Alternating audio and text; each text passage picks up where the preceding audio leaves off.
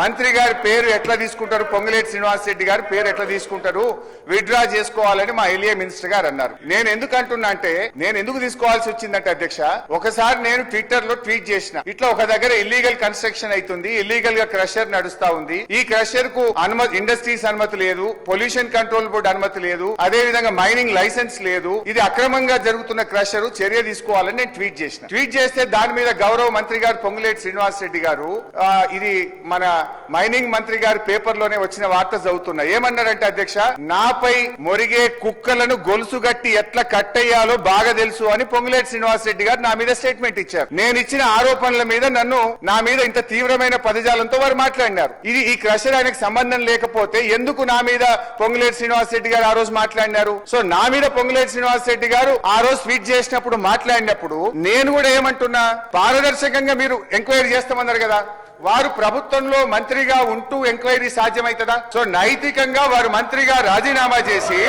విచారణ